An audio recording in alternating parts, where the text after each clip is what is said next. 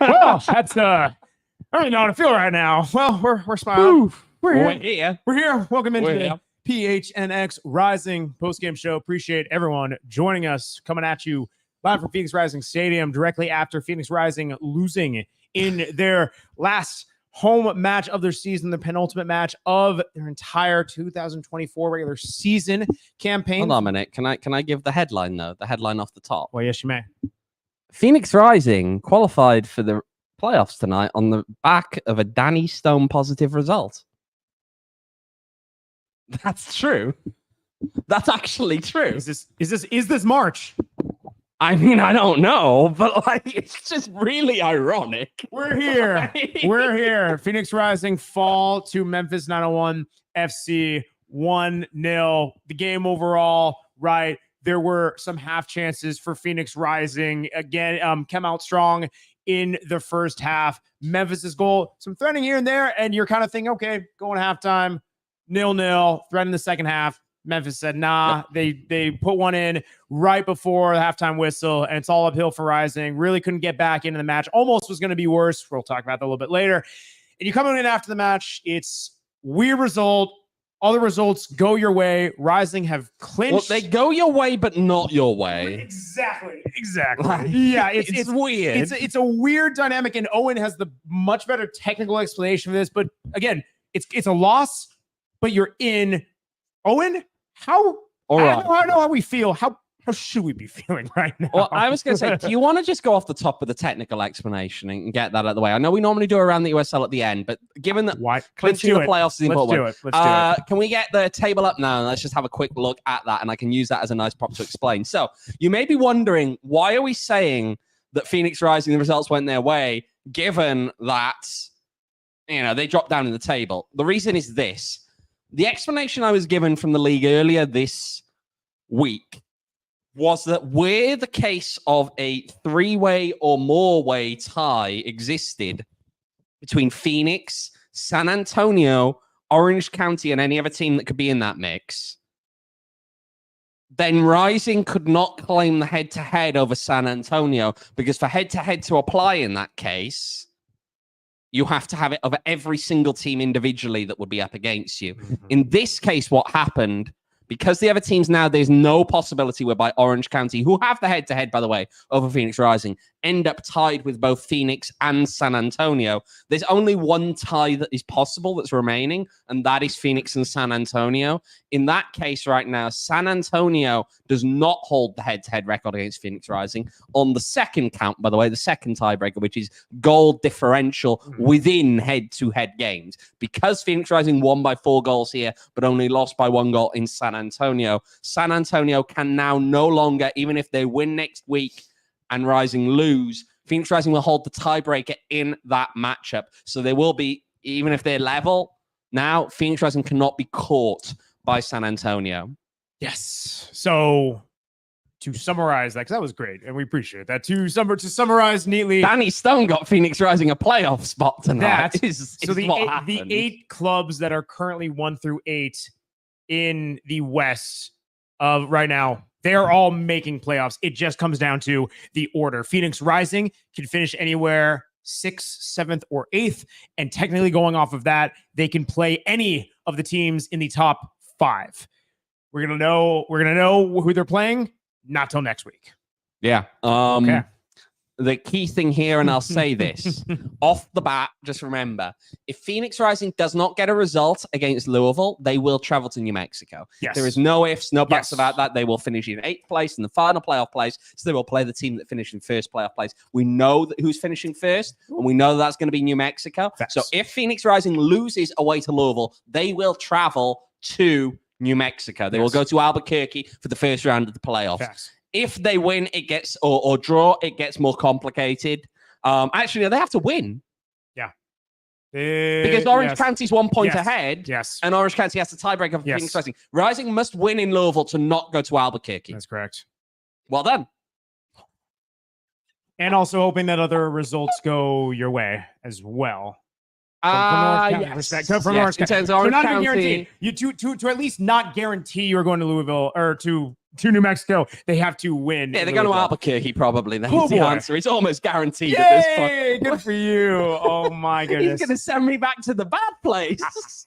Well, we got a lot of people in the chat. By the way, we got to Shout out everyone in the chat. Shout We out love you guys. everyone. Absolutely, Everyone. Albert, Goalie Pat, Yeah. James Wilson, goodness. Sally, Edward, Kyle, producer Kyle. He's not here, but he's Kyle saying asking in for the chat. playoffs, even though he's the reason why we lost it because he wasn't here. We Devin, got Andrew, 179 West. producer Kevin in the chat. Hit a like More button. people. Yeah, listen, chat's saying a lot of things. Listen, the chat's conflicted. Chat is saying a lot of things that we actually can't say on this show because they're bad words. But just right, it's a weird. I'm going to the bad place again. It's a weird emotion. I mean, listen, it's kind of hard to separate this because we will talk about this match in the context of this match, and we will get into, right, as we do next week, talk about the review and we'll talk about the context of playoffs. But like, it's hard to separate it right now. Yeah, we're kind of feeling of like, we're watching that match. It was not a great performance on the whole. There were chances here and there, but then your mind immediately goes to,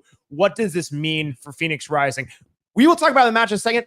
Let's talk about the playoff kind of deeper thing right now. Phoenix Rising, unless a lot of results go their way, they will, at the best case scenario, they will equal their regular season finish from last year. More than likely, it seems like it's going to be probably Correct. 8th, if not, 7th is how it's trending. It's a weird spot to be in for a team that has had a lot of transition before the season, during the season, and ultimately, though, are the defending champs. Owain, season as a whole, I know we still have one match to go, but this is not where we think we'd be. No, there's so much more of a deep dive, I think, into where, looking into what this team has done this year and all of that kind of stuff there in terms of, failures, successes, mitigating factors potentially.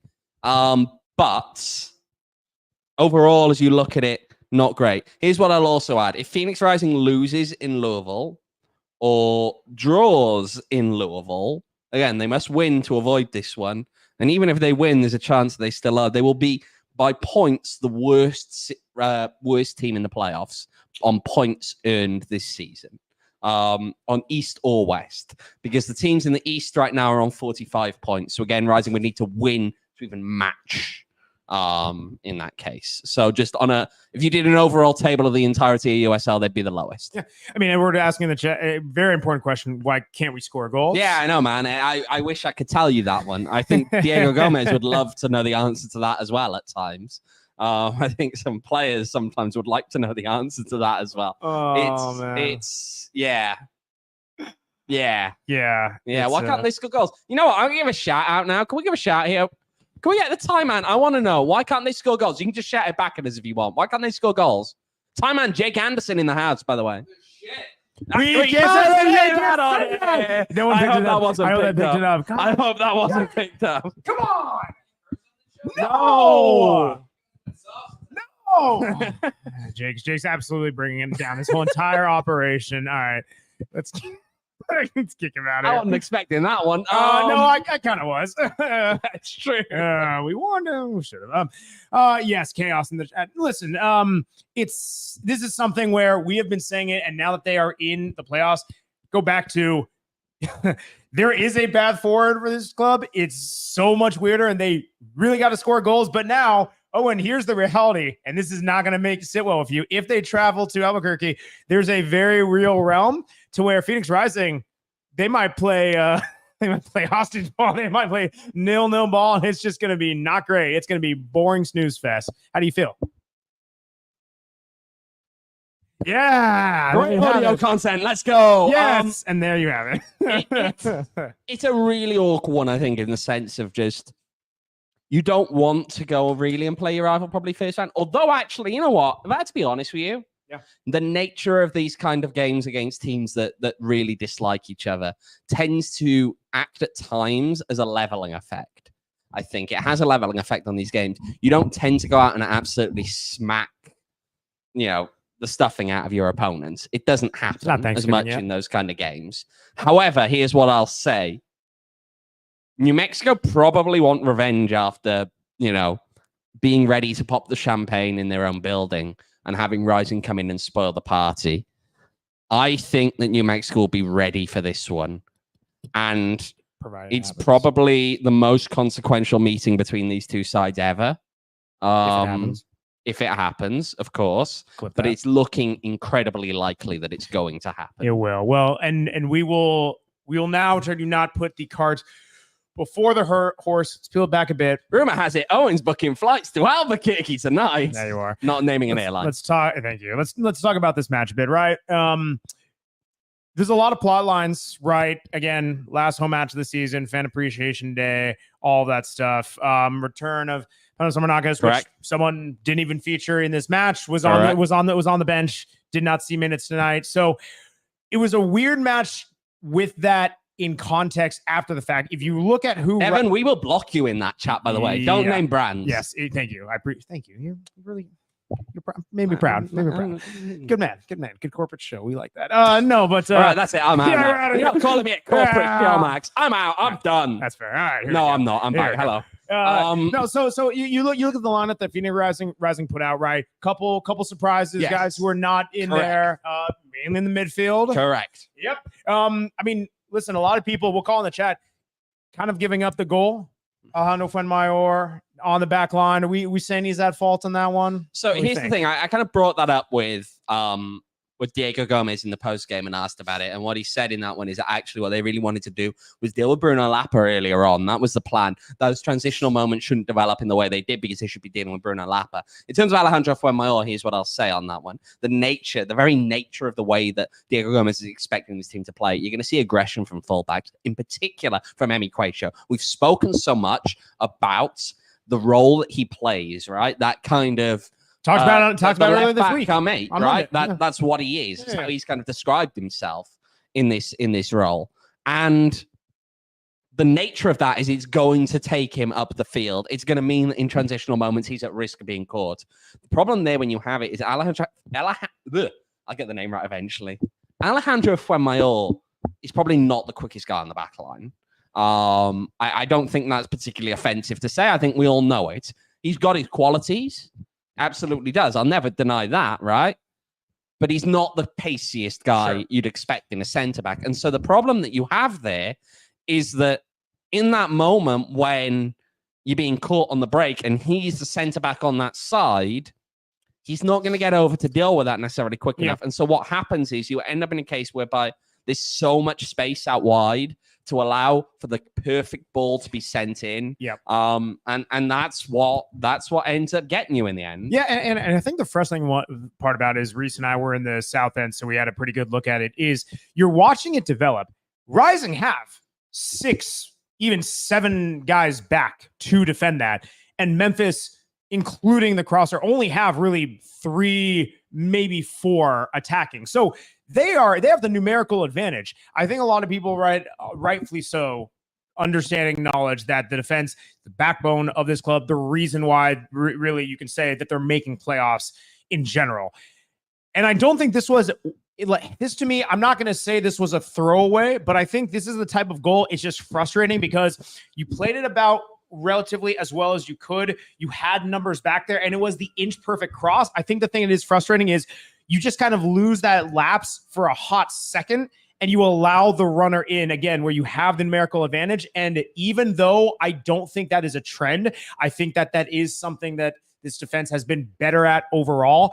In the playoffs, those types of one-off lapses will get you. And they will, especially given where this team's going to finish. They are going to be going on the road. They are going to be playing some of the top teams in this league, right? New Mexico were uncharacteristically poor, I think, when Phoenix Rising went there. If you travel there, I don't think they're going to be that poor. If you travel away to Vegas, I don't think they're going to be that poor. If you travel away to, who else? Sacramento are on a bit of a weird slide right now. I don't know what to make of them, to be perfectly frank.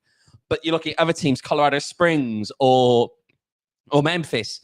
Memphis tonight, they showed you what a team that's realistically going to be battling for the top places is going to do. And that's the key thing in terms of just you can't afford those lapses, especially when you're a team that struggle to score, right? Phoenix Rising had those lapses at times last year, but they scored goals. Look at San Diego. Again, I always point back to this, and this is where when people bring up things about what they did last year and repeating that, look at what they did in San Diego. They went on the road to a better team on paper in terms of the finish, where they finished in the league, and they scored 4 goals in 120 minutes. I don't see 4 goals in 120 minutes in this team. So even when you have those lapses, they're really, really going to cost you, and it did cost you tonight. I mean, listen, there are two. You ideally have a very prolific attack coupled with a defense that is relatively stout. If you don't have both, you're going to pick one option. Last year, I think that while the offense, the ceiling and what they did was so much better, especially as it got turned on during playoffs, the defense, even though they were secondary, they were able to rise above it enough. This year, the defense is arguably, I mean, even from many aspects, better. However, the offense and the attack is not at that level, even close to where it was last year. And so again, the margins for your error are so much more reduced. It just makes it that much tougher this time. 100%. Again, I think you look at this team and just say, I mean, when was the last time they scored more than 1 goal from open play? Was it the San Antonio game? Oh, when was the last time before that? Was it El Paso home? El Paso, I think, yeah. It might have been. I'm pulling this off the top of my head right now. I think it might have been, to be honest. Reese kind of El Paso home probably was the last one before San Antonio. Yeah. So in the last couple of months, you've done it once where you've scored more than 1 goal from open play. Because again, away to New Mexico, they score 2 goals, but one of them's a penalty, right? How much you're into a penalties? Yeah, we got Albert in the chat. Good job. Good points. Oh, Edward, the whole thing is chaotic mess. Kev, Stat, Lackey, Reese doing his job. Let's take a look, right? Going back to this game. Let's take a look at the by the numbers presented by our friends at Desert Financial Credit Union, Arizona's #1 credit union, named by Forbes, and echoing stat henchman Jake Anderson that is having 5 times all season, 2 or more goals from open play. Time man. Phoenix Rising 0, Memphis 901 1. XG battle. Hey, hanging the rafters. Phoenix Rising won the XG battle today. 1.04 XG, of course, subject to change. The possession battle, hanging in the rafters. Hanging in the rafters. Won the possession battle, 54-46. Here's the big thing. 1 shot on goal. Let's go. 1 shot on goal from 11 shots overall, whereas Memphis, they only had 8 shots, but half of them were on target. We already got, by the way, this is why I love the chat. 179 West, already in the chat. Stat henchman versus stat lackey. Let's see it. Let's see it happen. Fight. No, don't fight. Let's go. If you do, get on the show. It's good content. But yeah, it's listen, it's one where the stats, once again, one of those matches where it matches the eye test. Phoenix Rising, I think they had a better first half than they did a second. There were some chances, but really in actuality, they were half chances upon retrospect. I think, right, there was a lot of buildup. There wasn't that final ball there. And how many times have we seen that where that was just the case? Even though I think the fluid buildup is something to go off of. Again, you have to convert, and they just didn't today. All right, I'm gonna put you, and admittedly, right, here's the thing. Do we want to get into refereeing stuff? But I'll put it in context as well. I think that's where we're going next. All right, I know. Well. People are going to want to talk about You've already opened that Pandora's box. But I'll also say this right now. People will talk about refereeing all season, and obviously things can go your way, things can't go your way. I'll add this one to the list of things just for context. Again, we love context. If Hartford had probably correctly been awarded a penalty in stoppage time in Rising's game up there and had put it away, Rising would have been sweating right now going into the final week. This is not related to this game tonight, but I'm just pointing that out there because Hartford probably should have had a penalty in stoppage time. Oh, yeah. And that would have knocked a point off, and Rising would have then needed to go to Louisville and get something to guarantee that a San Antonio side wouldn't beat Detroit City and jump over them. That's how tight these margins are this season. I think that's important context because when we look at this season again, it goes back to your comments earlier about, you know, whether they've gone up or down or whatever. I think so much of this season, things get wrapped up in on paper. This is working okay, or that's working okay, right? The process, the things like that. And what it's ignoring so much of is the outcomes have been terrible at times this season. Yeah. We see it in the XG. We see it in what ends up being winning the XG battle and coming away with nothing, in winning the possession battle and coming away with nothing. This team finds ways to, and here's the thing, right? Everyone always says things about how those things are supposed to even out over the course of the season. They very clearly have not, which also suggests here that there are deficiencies, right? Yeah.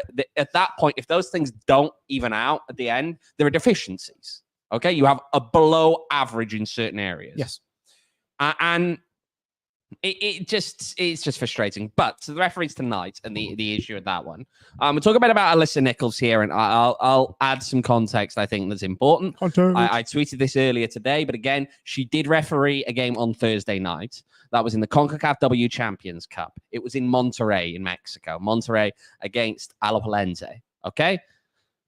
Refereeing 2 games in 3 days at a professional level is nigh on unheard of. It doesn't really happen now. And for good reason. Those guys cover a lot of ground, and rightly or wrongly, I mean, it just shouldn't happen. People got frustrated today. People got frustrated with, I think, man management. I think, in my mind, man management more than foul selection. A lot of people got wound up with yellow cards. I'll say this. The amount of dissent on the field from minute 1, if you were on field level, you'd know. So things like when people get frustrated at Darius Formella, look, all love and respect to Darius Formella. That man was going off on AR2 in the first half. He was going off on him.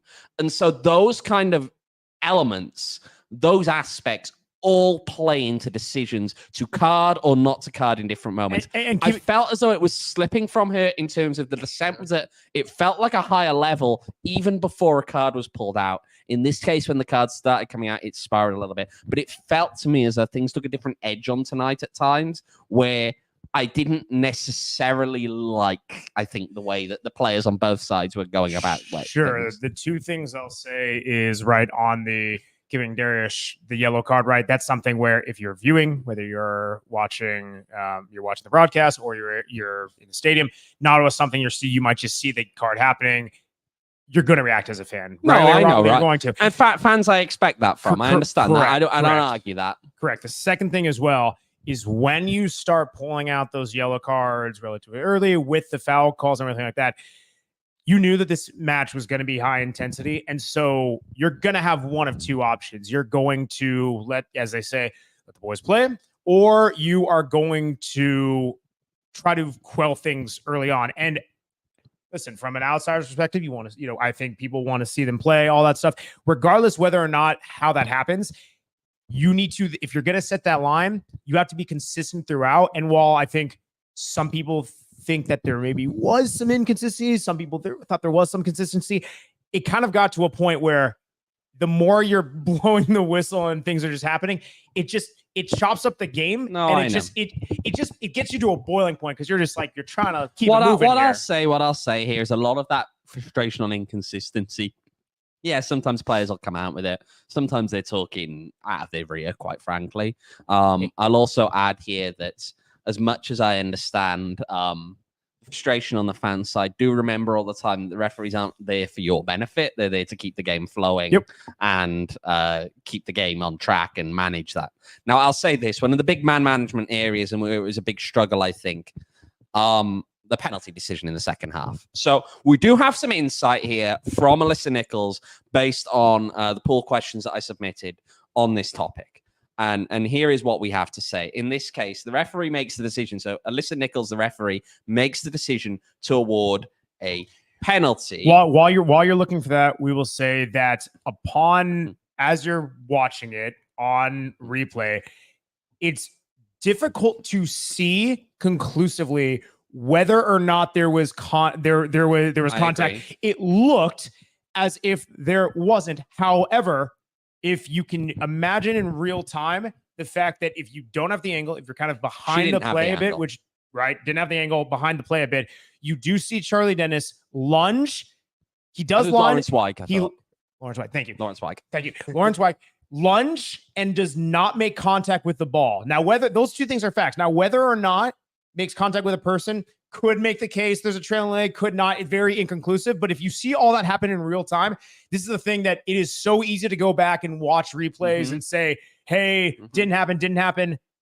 Yeah, that's where it at. But now you got the explanation. The call was made because she believed that the Phoenix Rising player, so in this case, Lawrence White, tripped the Memphis player, okay? It was overturned with the inputs of AR1, so that is the bench side assistant referee. So he would have been probably at that time close to the halfway line, and the fourth official. So that is based on the input. Now, they would have had a better angle on it probably, but they don't have the proximity. Still far away. And then Alyssa Nichols is closer, but doesn't have the angle on it. Here's what I'll say. Probably felt soft, although I'll say on the video that was shown repeatedly. And by the way, I just want to say it. I hate replays in stadium. Bad. I don't like it. The whole point of that, and especially playing it over and over again, contributes to, well, there's a reason you can't do it in Europe. Because if you constantly played a referee's decision over and over again, you get literal riots, okay? And you know that, right? Jake in the back. Not away, Jake. Serie A. Imagine that. Imagine that you were in a Roma derby, the Rome derby, all right? And they show an incorrect penalty decision on the screen over and over and over and over again. Yeah, I know. Like, talk about the special one. It's insane. I don't like it. I don't like it when that happens because people inevitably always turn it on that. We heard enough from the club when that happened in 2022, and there was a goal disallowed in that game. We heard enough. I mean, there's a belief from some people that may have happened last year in the final. We don't know for sure. But the problem is when you show replays repeatedly, you do give that as the impression that that's happening. I'm not saying that it did happen tonight, and I have nothing to go by to tell you that it did. So I'm not going to say that that's what happened. The replay, by the way, replay also, by the way, does not show the accurate angle for Rising's disallowed offside goal as well. Yeah, well, there was no good camera. That's what I'm saying. But what I'll also say is that on that video alone, that angle, if you were to say VAR on that one and that was the angle that you had, and you were going to take that from a VAR perspective, I don't think you overturn. I don't think you overturn. I don't think you overturn either. It's not conclusive enough to overturn. It's not. I don't think it's conclusive enough to overturn. It's not conclusive enough to say that it did not happen. No, that standard doesn't apply here because you're dealing with on-field officials. If AR1 and the fourth official believe that they know what happened there, they're going to speak to Alyssa Nichols. They're going to have that conversation, and it's going to be dealt with.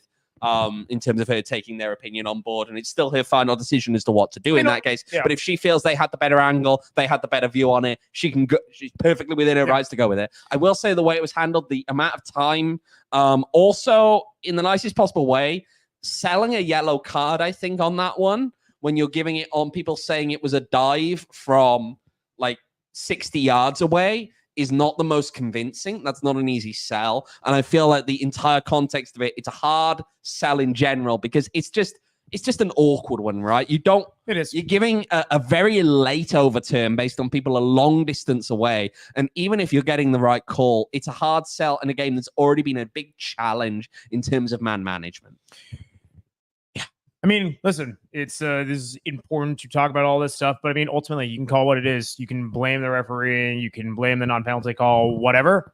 Didn't matter. Phoenix Rising lost. Well, those are going the other way anyway, so they'd have only piled on more misery. And that's what I'm saying. Phoenix Rising lost the match overall, regardless of what you think of the referee. Listen, they couldn't put the ball in the back of the net properly. They had one called off for offside, but I mean, again, I felt in real time he was probably off. And there's no good video angle that we've seen on that whatsoever. Exactly so you got to stick with the call on the field, which is it was offside. You do. Well, listen, we're going to talk a bit more. We'll get into some specific player performances, kind of tee up what this could mean for next week and beyond with the playoffs, and we'll come back right after the break.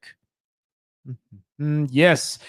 And of course, let's talk to you guys about our friends over at Branded Bills. Branded Bills, they were out. Listen, there's a lot. This is going to stir up a lot of feelings, but U of A and Colorado played. Boo. They played today in Tucson, and Branded Bills was the presenting partner of a little pregame tailgate out there. Right, showed up with some U of A hats. Look, all I'm going to say, all I'm going to say, shout out Branded Bills for that one because those U of A fans probably needed it with the game they were going to afterwards. They did. Yeah, listen, Kevin in the chat, He's not a happy camper. His U of A got destroyed. And those Dion and company, we don't like them, but we do love Branded Bills. Go to brandedbills.com. Use promo code PHNX for 20% off your first order. And listen, not only do you get the U of A hats if that's your cup of tea. They have ASU hats as well. All different types of things. Again, brandedbills.com. Promo code PHNX. 20% off your first order. Do it today. We love Branded Bills. Look good in that cap. Also, check out our friends over at Circle K. Circle K, 79-cent Polar Pops. 79-cent Polar Pops. Get one in you. You know, especially if some of us, you know, let's say hypothetically, after traveling to Albuquerque, right? There's a Circle K by the hotel that I'm probably going to be staying at in Albuquerque. Based on the price and availability. There's them all throughout the valley. You can get one, you know, if you're traveling by car, going by plane, grab a Polar Pop, especially if going on plane. Make sure you finish it beforehand. But yes, check. You get free TSA. Well, you know, that's what I'm saying. But no free ads. But yeah, check out our friends. It's not a free ad. Check out our friends at Circle K. We love our partners. We love Circle K. Join the Inner Circle program today as well.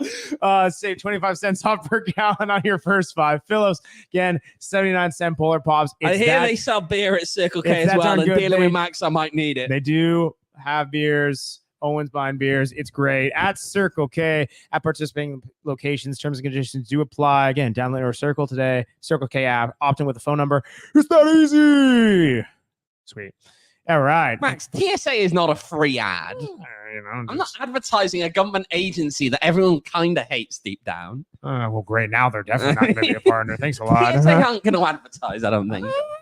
None ever said it. Anyway, corporate chill. All right, yes. Corporate chill. So, thank you, man. Yes. So, listen, we're going back to this matchup, right? Yes. I mean, are there?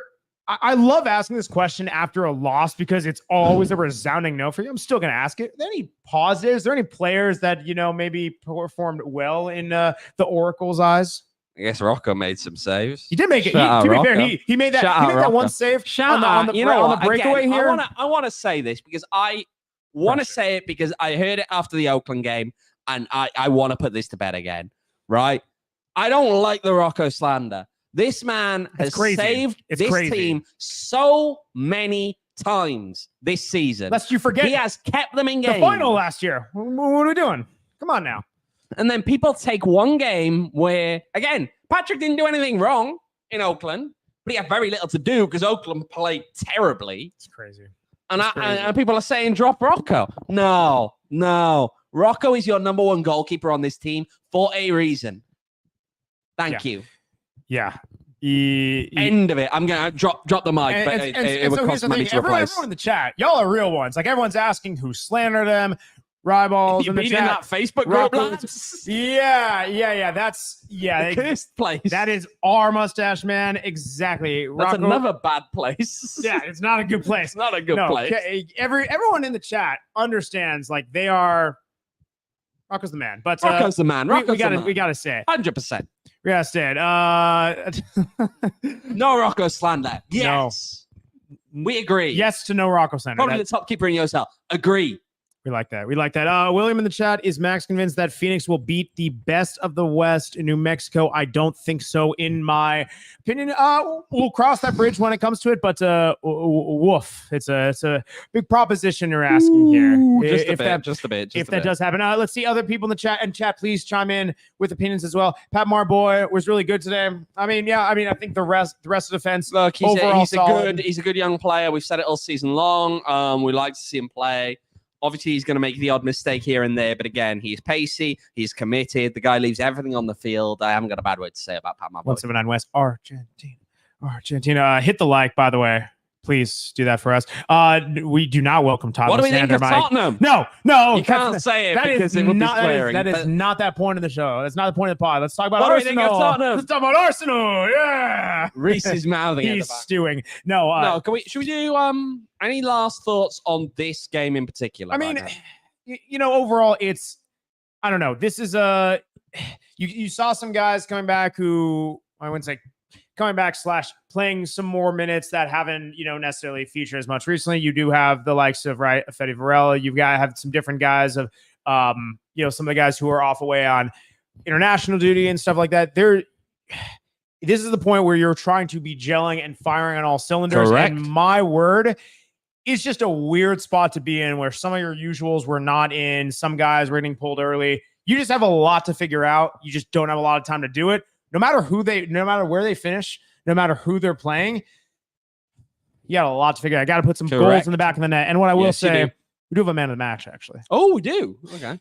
Shout out all the supporters. Shout out, y'all. Shout 'em out. Man, this photo was from the night before the championship. Oh, this is the night before party. Many cheers, many beers. I mean, listen, mate, to go back to that night. Take me back. The night before the final. Make it happen again. Phoenix Rising. We need to relive that night or anything close. Let me dream. But no, honestly, I'm gonna say it right now, and I've heard other people say it. You know what? I'm gonna be honest. Yeah. No, this is an honest one, right? And a fan was saying this to me outside, and I, to be fair, wholeheartedly agree. The worst thing this team could do right now is win the title this year, because what it would do is it would paper over the cracks in this team. You're absolutely not wrong. It gives you a 4-game sample size whereby you think, oh, they're better than they are, probably drawing 1 or 2 of those games along the line as well. You lose money. They lose money every time they go on the road in the playoffs. They don't get revenue from being on the road in the playoffs. Look how I wound him up. And going away, getting another star right now would almost justify some of the poor decision making that has gone in to make this season what this season has been. Look at him go. Which has been a thorough. He wants to say something else, but he can't say it. He is gritting through teeth. How that is very well said on what you actually want to say. No, I mean, no. Honestly, it's also too that last season column will come when it comes. That last season, for that diehard exclusive, we can say whatever we want. But no, honestly, it's and that last season was so magical. But no, seriously, I know it was fan appreciation today. But thank you everyone who always hopping on here during post game. All you guys in the chat, we love you. All you guys watching along, everyone listening to the pod at a later time, not live. We love all of you guys. We love it when you come up and say hi to us at the stadium, home, away. When Reese gets approached by someone saying, "Are you the hot dog guy?" That's what we love. That's what we love. We love that. If you see Reese, that's your brand, man. And you've never said hi to Reese before. Reese, you love it, dude. Don't act like you don't love it. That's a great identity for you. Also, hello to the general in the chat, by the way. The general. By the way, Reese can confirm this. Someone on the way back here to set up, someone stopped us and said, "Hey, you guys look familiar," because they watch us and everything. It's like, oh yeah, Max, you haven't been able to, you know, I have like a mini toilet thing, and I want to take it next time I see you, and I want you to sign this mini toilet thing. I'm like, yeah, you bring the mini toilet thing, I'll sign your little toilet thing. I'm like, I haven't had a ton of opportunities this season to use it, unfortunately, but next time we see you, bring that mini toilet thing, I'll sign it. We'll autograph things. Oh yeah, get out of here. We'll have to have an off-season meetup. No, I mean, again, we get some drinks. We'll have some fun. We love you guys. And it might happen sooner than we think, but yeah, we'll see. Not if Mr. Vacations has anything to say about it. Yeah, Reese. Yeah, Reese. Oh, with me. Right. Beer man. So now I'm going to beer can. Nice. Let's go. All right. Should we look at some of those scores? And we kind of hinted at them, but let's talk about the scores from around the USL. Yeah, come on. All right. Should I just read them out? Do it. From across the week. Loudoun 0, Pittsburgh 2. Detroit City 3, Miami FC 0. Cold. Tampa Bay Rowdies 0, North Carolina 2. Okay. Tulsa 1, Hartford 2. Athletic performance. Indy 11 3, Birmingham Legion 2. A lot of turns there. Charleston Battery 1, Rhode Island 1. Yeah. El Paso Locomotive 2, Sacramento Republic 1. So Sacramento's washed. Monterey Bay 0, Colorado Springs Switchbacks 1. Well, there goes our hope of the hosting home playoff. It was more. I know. Las Vegas Lights 2, Oakland Roots 3. Thank you for playoffs. We'll skip the Phoenix one because we've spoken about that enough. San Antonio 1, Louisville City 1. Buttering up for them next week. Orange County 0, New Mexico United. Thank you, Danny Stone. 0. Devon's comment there. Cardiff City 5, Plymouth Argyle 0. Tottenham Hotspur 4, West Ham United 1. I would take that. And Bournemouth 2, Arsenal 0. Yeah.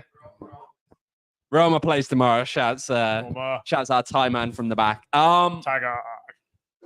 All right.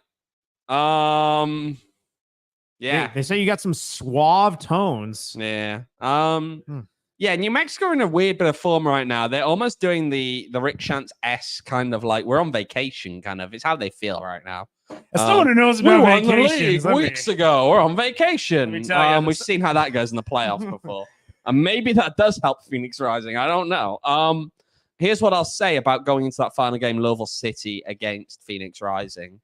Louisville City's draw today makes me believe that even though the win record or the points record is no longer attainable for them, yes, I believe that they're going to still want to go all at it next week. Yeah, because they don't want to go into the playoffs off 2 bad results against, let's be frank, below average teams in this league. Sure. Let me throw a hypothetical to you as well as in the chat. And right, like, listen, we understand a lot has to fall in place. It's not guaranteed that it's going to be away to New Mexico, but it is the most likely. And when all is said and done, we would not be surprised. Do want to play the exercise again? All of the top 5 clubs right now: New Mexico, Vegas, SAC, Colorado Springs, and Memphis. You could travel to any one of those. Which of those would you most like to travel to from a matchup perspective? And which would you least like to travel to? From a matchup perspective. Yes. Chat, let us know as well. Again, New Mexico, Vegas, SAC, Colorado Springs, and Memphis. Which one would you most want to travel to and least want to? You can go matchup, you can go away trip, whatever you want. Let us know. We're going to do this from 2 different perspectives. Please do. 2 different perspectives. Please do. Number 1 is that I'm going to go on what I said earlier on New Mexico, because I feel that in a derby match like this one, it's going to have that tightening effect between the 2 sides. I feel like they're currently on the ropes a little bit. They are awkwardly coasting their way into the playoffs. It doesn't feel as though they're particularly playing very well. And you've got a chance maybe to upset them there. Yep. The other one I'll say, and it's actually your number 2 team here, Vegas are playing really well. But of all the teams that you could list there, they will have the weakest home atmosphere. Okay. And that is also a big part of the playoff. Which of those would you least like to travel to? Which poses the most threat? Although, actually, I'll also say Sacramento are in weird form right now. They are well form. Switchbacks are Memphis. I was going to say switchbacks, yeah. Switchbacks, yeah. That's fair. Let's see what the chat got to say. Reese says, New Mexico, my good friend Owain said it's a lovely place. Partial ceilings. Get ready for partial. Yeah, this man in airports. Partial ceilings. It's the battle. But apparently, people in New Mexico hate me bringing them up. Andrew in the chat, fill in your ceilings at the airport, everybody. Andrew in the chat, Max trying to give Owain words of wisdom. They're almost 2034. Oh my gosh. Albert in the chat, New Mexico's number 1. Would least want SAC or Memphis. Absolutely. Albert, by the way, you keep on hitting me about the taco truck shirt. Slide my DMs, dude. I gotta see you next time. It's on me. We'll figure it out. Yes, let's see. 179 West in the chat. I'd rather go to Vegas. Okay. Andrew in the chat. Yeah, most lovely place ever, New Mexico. Yeah, there we go. I'm assuming New Mexico. Yep, there we go. Well, I really don't like Albuquerque. I am sorry, right? No, you're not. No, listen. No, hold on. Okay, here we go. I'm sorry to people like Gerald, a good friend Gerald from the Suns pod, who gets fed up of hearing me talk about Albuquerque. The poor man is from Albuquerque. He insists it's actually a nice place. I'm not sure where he gets that idea. I love you, Gerald, but you are wrong.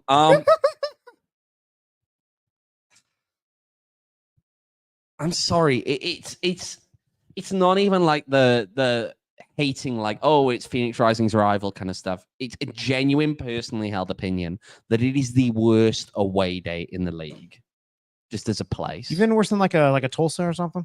Yeah, I actually quite like Tulsa. Tulsa's got a downtown stadium. If you actually go to downtown Tulsa, you do bars. No. It's open late. No. Hold on. It's a good time. Did New Mexico? I know you did your stadium ranking list. Did it finish last? I don't remember because maybe if that. And it was also a stadium rankings list, so it's a bit more to it as well. But I just. Owen never complains about anything. Yeah, totally. I just don't like that city. I'm sorry. It is Edward. I cannot read that. I cannot read that chat on here. The approach. Listen, hang on. Let me just finish this one. Yeah. The approach into Albuquerque, if you fly in, takes you genuinely. And I've spoken to people from Albuquerque about this since, right? And I'm like, this is true, isn't it? And then they're, yeah, it is. It takes you over every scrapyard in the place, pretty much. And so you just look out the window, and it's just like these scrapyards. And it's like, this really sets the tone. You get into the airport and the ceiling's half finished. You get in your unnamed ride share, because he's not going to want me plugging one particular, which I tend to use whatever's cheapest. I mean, most people do. Yeah. And it gets me driving around, and it's just like abandoned big buildings. And it's the first impression was terrible. Yeah.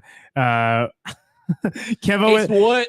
So at Devin's point here, it's worse than Hartford. Yes, it's really close with RGB, but RGB is no longer in the league. Yes. So HEB Stadium, they're no longer in the league, so they don't have to compete there. Kevo in the chat, Albuquerque, John Jones and Gerald Bourguet.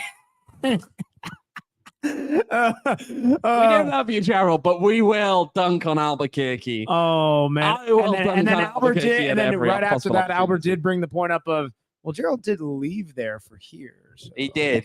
No. That's it there. Goodness, we can. All right, we can keep going. Anything else we got? We've already hit the nonsense hour. I'm done. It's time to go. Jens, anything from the last home match of the season? Anyone want to bark? Anything else from the back? Yeah, you watch yourself, guy. Okay. Well, on that note, thank you everyone for joining us here at the PHNX Rising podcast and post-game show. Of course, you can follow us at PHNX__Rising. Because double the underscore. Double the. Please don't make me go back to Albuquerque. Yeah, that's totally fair. Please leave a like on your way out. Helps out Kevin. He's had a tough day with his U of A losing, which we appreciate. But actually, no, we don't want Colorado wins. Actually, it's a tough one. It's a catch-22. It's a lose-lose situation. It is. Yes, follow us at PHNX__Rising. That's where the content is. Show will be Monday and Wednesday next week, and then of course the post game, all that stuff. You can follow me on Twitter. I'm Max David Simpson. Follow Owen on Twitter at OJ Evans 18. You can follow Stat Like Reese at Reese11_. The Donut Destroyer today, by the way, his highest. He did do donuts today. His highest food ranking all they season. Were good. We ended on a good note for you. I'm really happy for you. That's your redemption. I'll give this one right. We give the club some sticks sometimes. Those donuts were good. Those were a 9-1. Is that right, Reese? They were good. And I think that was a low rating. I actually thought it could have gone higher. Really enjoyable. They're very good.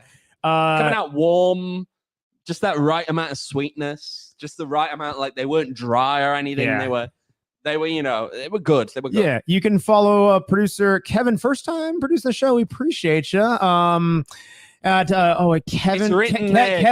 Kev Wright Sports. No. What do you mean? Oh, Kev Tom Wrights. I was close. Kev Tom Wrights. That's KEVTHOM Wrights. WRITES. Go follow producer Kevin there. And I guess we'll plug Jake. You follow Mr. Jake Anderson at JWA1994. He doesn't tweet anymore, apparently. I don't care. It don't matter. But yeah, appreciate everyone joining us. Again, have a nice rest of your weekend. We'll be back at it on Monday. Tuesday. Oh, dude. Maybe it is Tuesday. Yeah, it is Tuesday. Yeah. You're not, because you don't miss the vacation. Okay. No, stop that. I have meetings Tuesday, Thursday. Join the lads. We'll be there. It is a beautiful game. We'll be there. But it's way more beautiful when Owen may have to go to New Mexico. Good night. We all silly like the mayor.